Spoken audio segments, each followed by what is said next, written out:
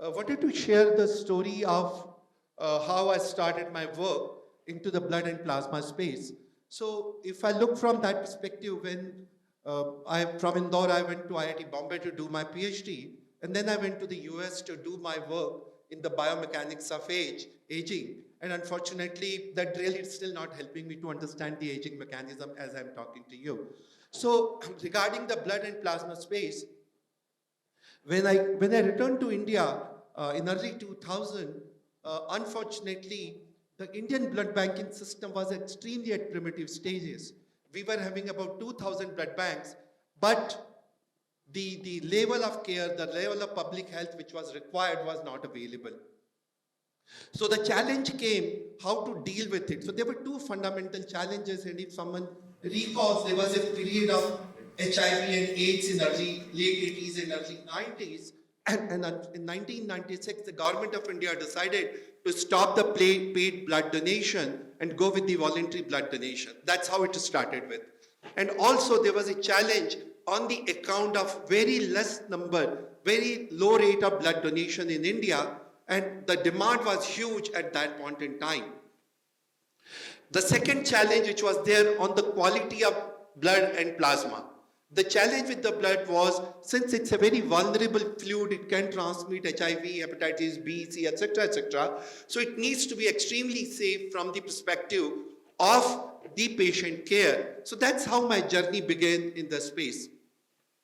And when I returned to India, unfortunately, I would say that I returned against the wishes of my loved ones and my parents. Even I could never convince them, why do I have to come back and start my journey all over again in this part of the world.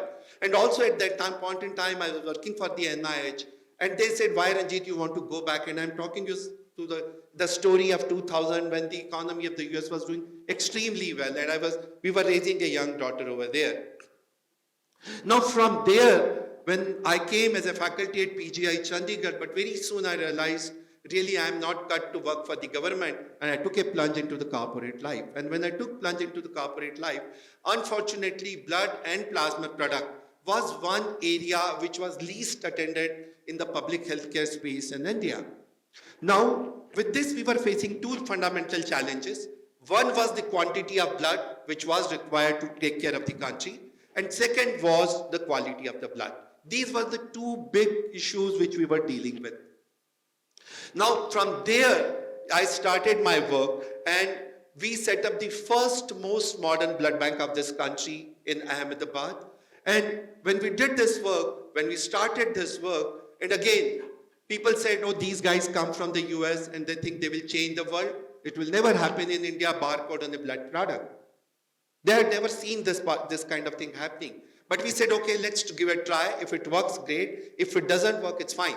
So many of the time when I started talking to the clinicians and hematologists, oncologists, gynecologists, they said, Ranjit, you are looking very romantically into it. This will not work in India. Please don't close your bank accounts. One day you will go back, you will be very frustrated.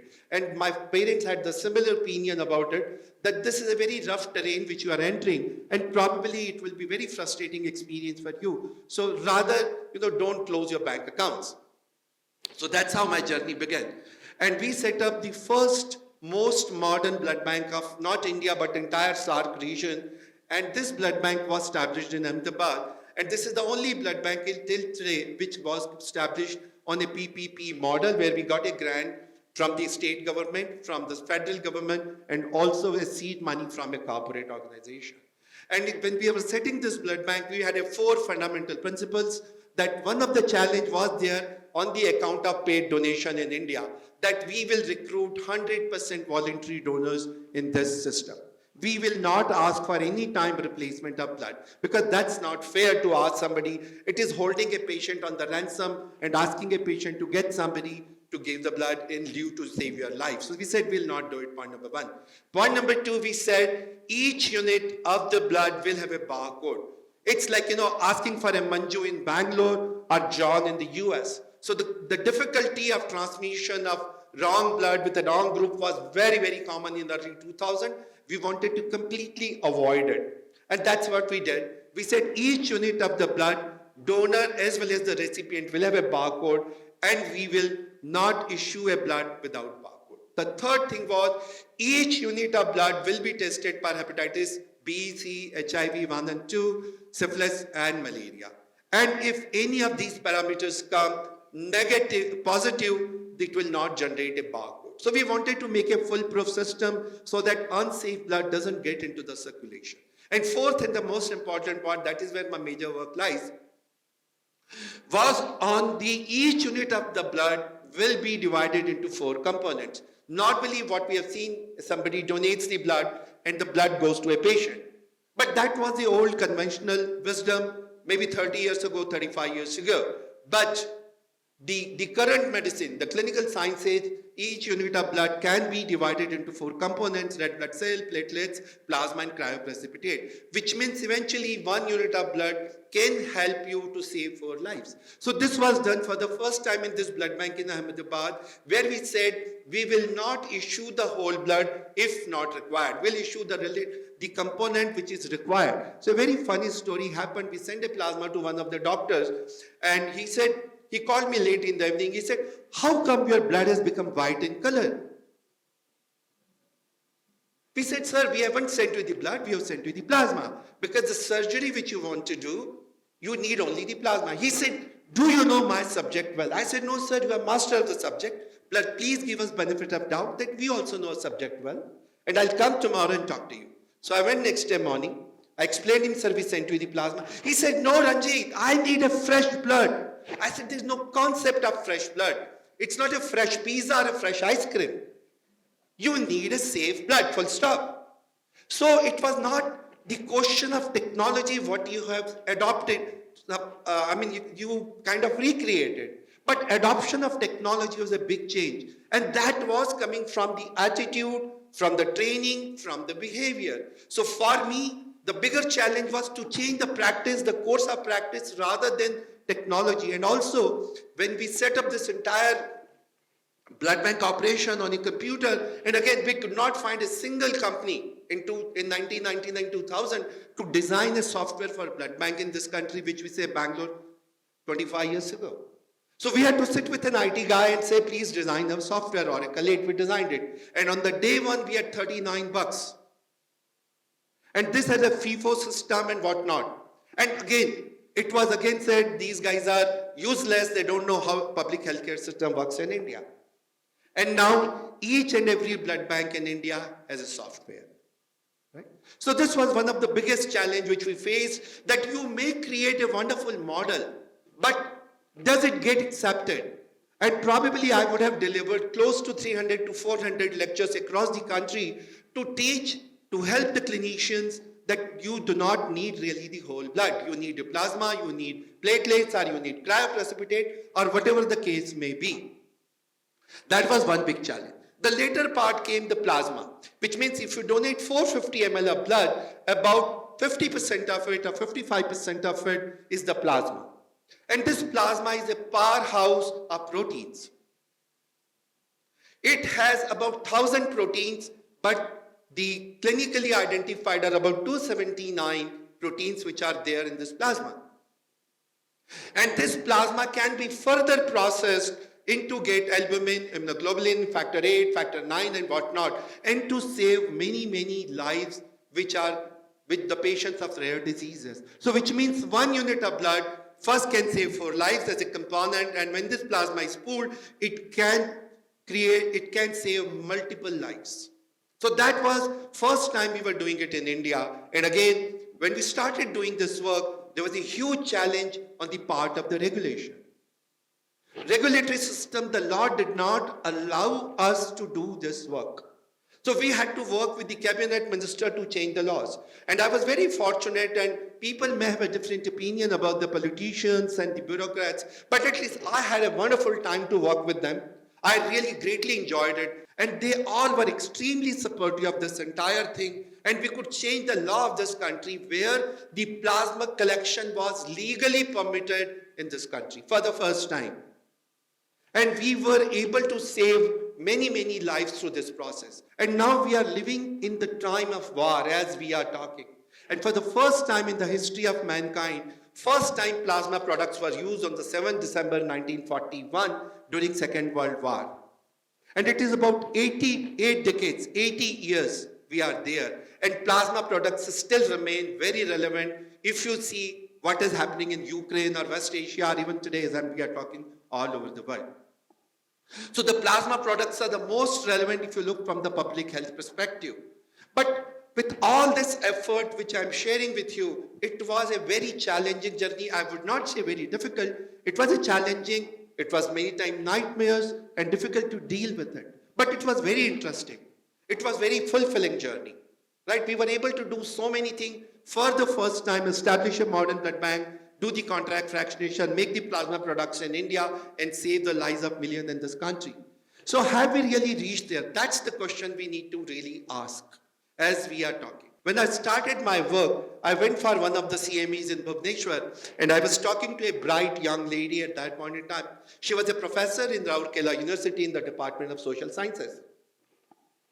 And she came with her husband and a young boy, and she shared a very heart-wrenching story, which I would like to share, that how important plasma products are. So she said, this is my third son. So I said, what happened to first two? And quote unquote. She said, I had first son.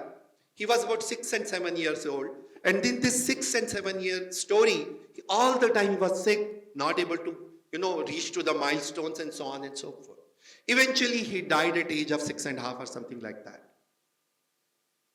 without diagnosis of disease. Then second baby arrived, second son. Same story, he's about 4.5 years old. Again, falling sick, falling short of the milestones, etc., etc. And she conceives the third baby. So she is in the third trimester of her third pregnancy. And at that point in time, her second son was diagnosed with a disease called as a PID, primary immunodeficiency. The third child arrives, and he is diagnosed with the PID, where he needs the plasma product on every 21st day. There's no other treatment. It's a maintenance therapy. It's not a curative. So this young boy survived at the cost of two. So put your hand on your heart when you are raising the kids and you lose two children in a gap of 7 years for non-diagnosis and non-availability of treatment. So the very important point I wanted to make through this journey, that when I returned, it was a very difficult terrain for me to work in the new concept. It was completely rejected. It will not work in India, and eventually one day I'll go back to the US. But I'm here after 25 years, and I'm very happy that I stayed back and probably was able to do something which is more meaningful, which is more fulfilling. Though, I would say the biggest addiction these days I see is not of drug, not of alcohol, but earning the money. And I see a very addictive behavior of money. And that's very worrisome when I look back on my own journey. So I think this is one of the few lessons I learned, that whatever you do, whatever is your journey remains yours. And it's a very, very personalized. Your parents come in your life, but they leave you at some point in time. Then it's again your own journey. Your partner comes in your life, maybe 20 years, 25 years first are again yours personal. And wish everyone has a long on that account. Then your children come in your life, but you leave at some point in time. So your journey alone remains as yours. And that's most important part we have to realize. And it's a very important for us to realize that every idea goes through a lot of ridicule, a lot of rejection, non-acceptance. It doesn't come easy. It comes with a price tag. Many times nightmares, sleepless nights and whatnot. But eventually, if there's a determination, you do reach there. You may not be able to see the actual happening of that event in your life. But one of my scout teachers has taught me that whatever effort you do, at least have a hope and a faith that you may not be able to see the result of it in your biological life, but somebody else, like a tree of a walnut. Right. So it's very important to have that faith. This change will happen sooner or later. Something will change in this world, but that hope and that faith is the most important part in this entire journey. And one of the very important part I would like to say, that many of the time when we go to the West and when we come to this side of the world and we say, oh, this is a very chaotic, very random and so on and so forth. But if you go to that side, again, those countries are wonderful, well, very good life, comforts of life are extremely good. But this chaos, this randomness is a rhythm. It is a different song, and which no country can offer you. So this is how it traveled through. And we started getting the plasma products in this country for the first time. And hemophilia, which doctors sitting in this audience will realize, they died silent death in this country in late 80s and early 90s. And how many? 4,000. They died silent death without a trace, without a penalty to the company was making factor 8 in this country. And in this entire storyline, if you go back and Google, there about more than 1 million people died in this HIV saga. So the plasma product plays very, very significant role in public healthcare space. They save millions of lives. And especially, if you look from the perspective of this country, where we unfortunately cannot afford the products which are made in the US or in Europe. Just to give you a sense of it. So we have to think globally but act locally. So we wanted to create a locally sustainable model of plasma and blood products. And that's what we did. So from 2,000 blood banks, we are now about 4,000 blood banks. From 10,000 liter plasma, which I could not collect, India now collects about 20 lakh liter of plasma. From 100% import dependent in 2001, now we are 55% self-sufficient. Rather, we sell our products in Africa and some other parts of the world. So this is a story, very impressive story, where we were burning our foreign exchange. Now we are saving on foreign exchange. When we were losing the patients, now we are able to save the lives. And the last part I would like to say in this, which has never happened in the world, a hemophilic friend of mine died in Bombay in an accident. He is the third survivor of the HIV and hepatitis C tragedies of late 80s and early 90s. And when he died in an accident, it is the only example you get in the history where his organs were used to save other lives. So this gentleman who used plasma, our plasma product and blood from hundreds of people during his journey, but while saying goodbye, he was able to return back to the society. And this is only one example you see globally. And this could have only happened in India, and that's why I keep saying this country is full of hope, and this young audience, this crowd. I would like to end my talk with a couplet from Kafi Azmi, whose daughter is Shabana Azmi. And he says, "Koi to sood chukaye, koi to zimma le. Koi to sood chukaye, koi to zimma le. उस इनकलाब का जो बहुत समय से उधार सा है." Just to translate, a revolution is waiting, a movement is waiting. It is overdue with interest. Somebody must come forward and take that responsibility and pay back to the society. And I think that's where I'll rest my case, that this country is full of hope, full of potential, full of experimentation. Provided these young people, they are able to contribute, and that's where I see this in public healthcare space, blood and plasma product. As I said, India still needs a lot of blood, actual blood I'm saying, not in a metaphorically sense. And if we all are able to do it, and one important point, under the current political environment I would like to add, what we have seen in the COVID, the centralization, dependent on one source, how risky it is. We are at the brink of it. So on the public healthcare side, there's a huge risk. So there's a louder and louder voices across the world that we must look for the self-sufficiency, self-reliance. And this term I used in 2006. It came much later politically, Atmanirbhar Bharat, but I started my talk in 2006 in Ahmedabad, and where I said we need to look at the self-reliant India for blood security and blood plasma. And not very myopically, not only India, but the region, as we believe in the brotherhood, the spirit of brotherhood. So now, finally, I would like to say, we as a country have done a very impressive work. We are able to save the lives of not only in India patients, Sri Lanka, Nepal, Bhutan, Maldives, including Pakistan. I myself traveled to Pakistan and had first-hand experience of using Indian plasma products over there. So I think this is a very impressive journey for us as a country, which look very ugly looking caterpillar, but which are turned into a beautiful butterfly. And I hope all of us will be going to be a part of this beautiful country coming in the next decade, and hope able to see a lot of you people doing a very good work in the public healthcare space. Thank you.